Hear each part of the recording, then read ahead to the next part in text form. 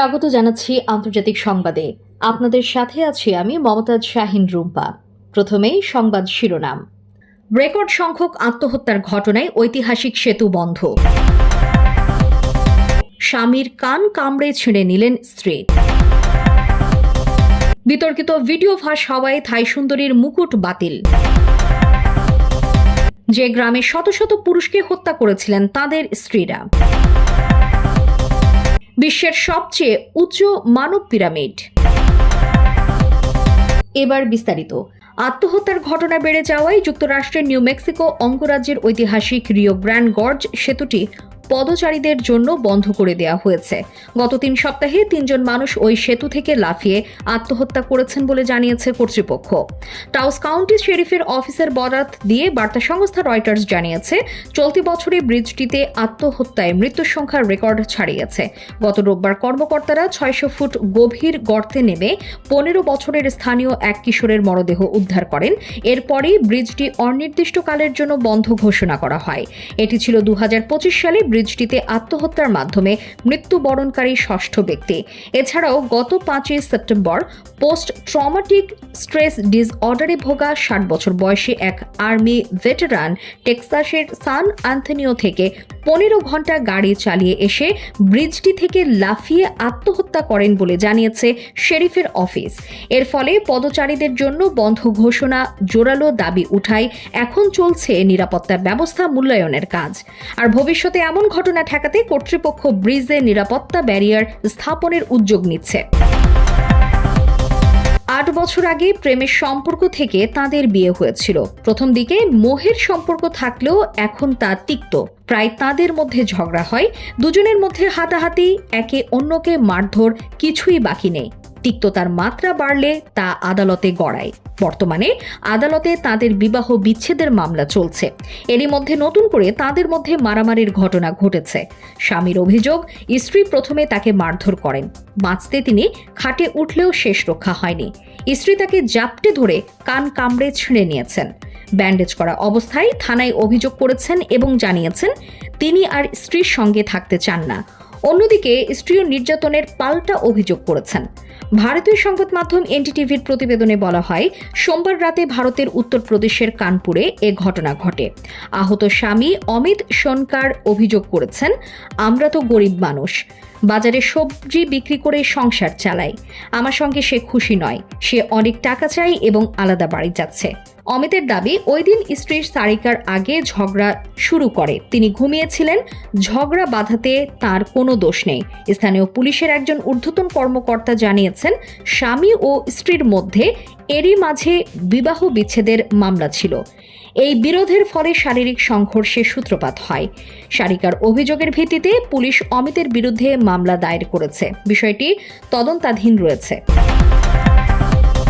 থাইল্যান্ডের সুন্দরী প্রতিযোগিতা মিস গ্র্যান্ড প্রাচুয়াপ খিরি খান 2026-এর মুকুট জয়ের মাত্র একদিন পরই খেতাব হারালেন সুপান্নি নয়ননথং।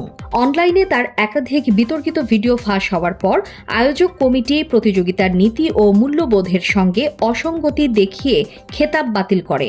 নিউ স্ট্রেস টাইমসের প্রতিবেদন অনুযায়ী 20 সেপ্টেম্বর মুকুট জয়ের পর সামাজিক যোগাযোগ মাধ্যমে সুপান্নির সিগারেট খাওয়া, টয় ব্যবহার এবং স্বচ্ছ ল্যাঞ্জারি পরে নাচের ভিডিও ছড়িয়ে পড়ে। পরদিন আয়োজক কমিটি তার পদ বাতিলের ঘোষণা দেয়। এক বিবৃতিতে আয়োজকরা জানান, মিস গ্র্যান্ড প্রাচুয়াপ খিরি খান 2026 খেতাবজয়ী সুপান্নি নয়ননথং প্রতিযোগিতার চেতনা এবং নীতিমালার সঙ্গে অসঙ্গতি কার্যকলাপে জড়িত ছিলেন, তাই তার পদ বাতিল করা হয়েছে। 27 বছর বয়সী এই সুন্দরী ফেসবুকে এক পোস্টে ক্ষমা চেয়ে বলেন, অতীতে অর্থনৈতিক সংকটের কারণে তিনি নগ্ন ফটোশুট এবং ভিডিওতে অংশ নিয়েছিলেন। করোনা মহামারীর সময় অসুস্থ মায়ের চিকিৎসা চালাতে বাধ্য হলে তিনি ফ্যান্স কন্টেন্ট তৈরি করেন। তবে ওই কন্টেন্টগুলো তার অনুমতি ছাড়া অবৈধ জুয়া সাইটে ব্যবহার করা হয়েছে বলে অভিযোগ করে মামলা করার ঘোষণা দেন সুপান্নি। তিনি লেখেন, এটি আমার জন্য বড় শিক্ষা। এখন থেকে আমি নিজের আচরণের দায়িত্ব সম্পর্কে সম্পূর্ণ সচেতন। আমি নিজেকে ভালো করার প্রতিশ্রুতি দিচ্ছি যাতে এ ধরনের ঘটনা আর না ঘটে। সময়টা 1929 সালের ডিসেম্বর মাস। হাঙ্গেরির ছোট্ট শহর সলনোকের স্থানীয় আদালতে একটি মামলার বিচার হয়। মামলাটি কাছের নাগিরেভ গ্রামকে ঘিরে। ওই গ্রামের কয়েক ডজন নারীর বিরুদ্ধে অভিযোগ তারা নিজ নিজ স্বামীকে ইচ্ছাকৃতভাবে বিষ খাইয়ে হত্যা করেছেন। ঘটনাটি নিয়ে ওই সময় নিউ ইয়র্ক টাইমস একটি প্রতিবেদন প্রকাশ করে। প্রতিবেদনে বলা হয়েছে, পুরুষদের বিষ প্রয়োগের অভিযোগে প্রায় 50 নারী বিচারের মুখোমুখি হচ্ছেন। সংবাদ মাধ্যমটি জানায়, 1911 থেকে 1929 সালের মধ্যে নাগিরেভে 50 জনের বেশি পুরুষকে আর্সেনিক প্রয়োগে হত্যা করা হয়। কৃষক অধ্যুষিত গ্রামটি রাজধানী বুদাপেস্ট থেকে 130 কিলোমিটার দক্ষিণে অবস্থিত। অভিযুক্ত নারীরা অ্যাঞ্জেল মেকার হিসেবে পরিচিত হয়ে ওঠেন। শব্দটি এমন ধারণাকে বোঝায় যেখানে নারীরা কাউকে, বিশেষ করে স্বামী বা অবাঞ্ছিত শিশুকে হত্যা করেন। কয়েকটি প্রতিবেদনে দাবি করা হয়েছে, গ্রামের পুরুষেরা যখন প্রথম বিশ্বযুদ্ধের সম্মুখ সমরে অংশ নিতে যান, তখন রুশ যুদ্ধবন্দীদের সঙ্গে প্রেমের সম্পর্কে জড়িয়ে পড়েন ওই গ্রামের নারীরা। পুরুষদের অনুপস্থিতিতে রুশ যুদ্ধবন্দীদের গ্রামটির খামারগুলোয় কাজ করতে জোরপূর্বক পাঠানো হয়েছিল। বিশ্বযুদ্ধ শেষে স্বামীরা ফিরে আসার পর গ্রামের নারীরা হঠাৎ তাদের স্বাধীনতা হারান এবং ক্ষুব্ধ হয়ে ওঠেন।